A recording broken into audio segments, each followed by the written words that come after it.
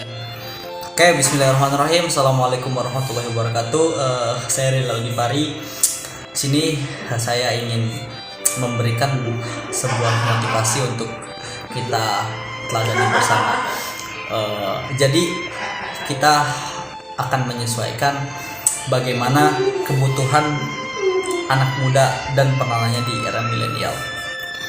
Oke, masa muda itu adalah masa yang harusnya produktif, kemudian dia akselerasi dengan kemudahan fasilitas yang ada, terutama di era milenial ini.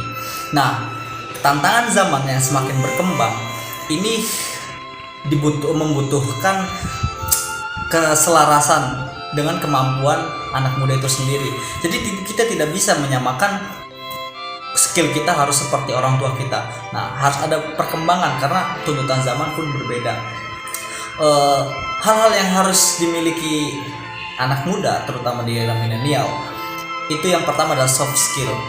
Dimanapun soft skill ini entah bentuknya teknologi ataupun keterampilan seperti olahraga, kemudian seni.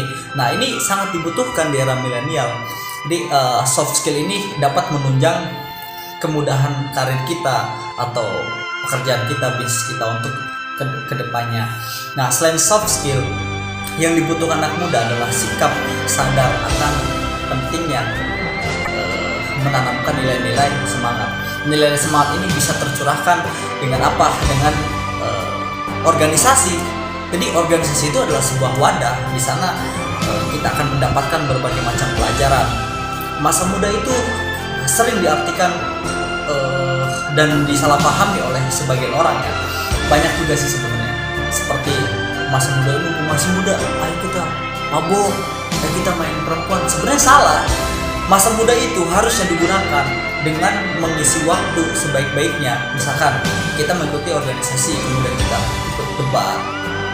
Mumpung masih muda, semangat berdebat itu untuk meningkatkan kemampuan. Jadi salah kalau masa muda ini harus tawadu. Enggak. Dengan gairah giroh kita sebagai sebyan atau pemuda, itu perdebatan, konflik itu penting dimiliki untuk ketika kita sudah menginjak usia dewasa, kita mempunyai ilmunya dan pengalaman yang waktu muda kita pernah alami itu akan menjadi pelajaran yang sangat berharga. Experience is the best teachers.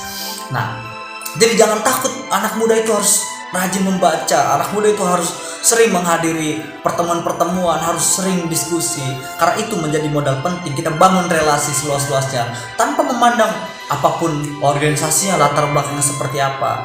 Nah, itu yang harus dimiliki pemuda di era milenial. Oke, mungkin cukup sekian dari saya. Kisahnya tetap harus kita membumi. Jadi meskipun kita hebat atau memiliki berbagai macam kemampuan, tetap yang harus kita besarkan itu skill kita. Sikap kita terhadap orang lain itu harus direndahkan. Mungkin cukup segitu dari saya, kurang lebihnya mohon maaf. Wallahu muwaffiq ila aqwamit thoriq. Assalamualaikum warahmatullahi wabarakatuh.